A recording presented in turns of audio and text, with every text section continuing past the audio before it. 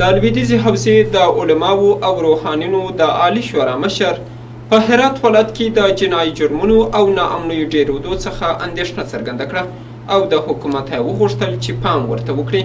شیخ الحدیث الحاج مولانا خدایداد صالح همداشان د پوهنې وزارت د نوي وزیري د خبرو په غبرګون کې چې ګواکې اسلامي ثقافت به له پوهنې وزارت څخه لیرې کړي هم غندنه وکړه او زیاته کړه چې دیني عالمان به هیڅ چاته د اجازه ور نه کړي.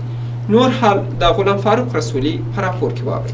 د لویدیځې حوزې د عالمانو سراسري شورا مشر شیخ الحدیث الحاج مولانا خدایداد صالح تېره ورځ د جمعې لمانځه خطبې په ترڅ کې د مختلفو موضوعاتو لکه سوله نامني او د پوهنې وزارت نوي وزیر د خبرو په هکله خبرې وکړې.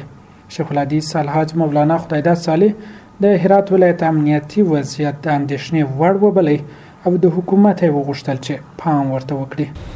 ما از قوای امنیتی هرات را میخوایم.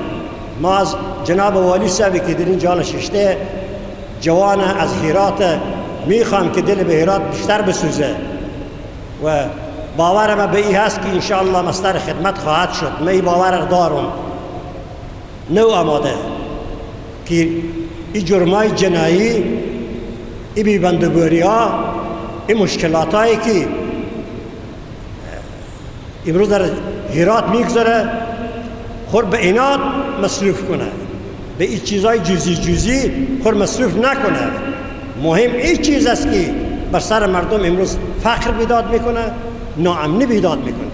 د دین دی وتلی عالم د جنگ دوام په هیواد کې د بهرنیو کډیو کار وباله او زیاته کړه چې هم طالبان او هم افغان حکومت سوله غواړي. خو په خبره په دې منځ کې بهرني استخبارات فعالیت کوي او افغانان د یو سولیز ژوندانه لرلو څخه محروم کوي. من میفهمم که طالب هم صلح میخواه، تشنه صلح، اما اینجا کسانی است همسایه‌های دور و نزدیک ما و دیگر خارجی ها اینا نمیخواهند که افغانستان یک افغانستان مستقل باشد، که افغانستان استقلال داشته باشد. افغانستان مدام غلام دیگران باشد، تحت نظر دیگران باشد. د لویدیځې حوزې د عالمانو شورا مشر د پوهنې وزارت نوي نوماند وزیر خبرو ته هم کلک غبرګون وښود او دا خبره چې ګواکې د پوهنې ریاست څخه به اسلامي ثقافت لرې کړي یو غربي پال حرکت وباله او زیاته کړه چې اجازه به ورنه کړي. آیا ما بمردیم دیگه؟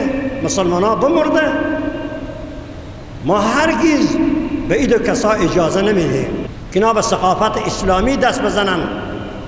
قانون معارف ما قانون اسلامی است، قانون درست است، قانونی است که جان اسلام رو میپذیره. این زحمت ها کشیده شده. حالا من چی استراتژی که چیکارک میادم ندارم اینا رو تحقیق. آیا تو اهل تحقیقی که عمر خود در امریکا تیر کردی؟ تو اهل تحقیقی؟ مولانا صالح همداشان د خلکو غوښتل چې د ښه راتلونکي لپاره خپل په عملونو کې بدلون راولي او د غیر اسلامي کړنو څخه لاس واخلي.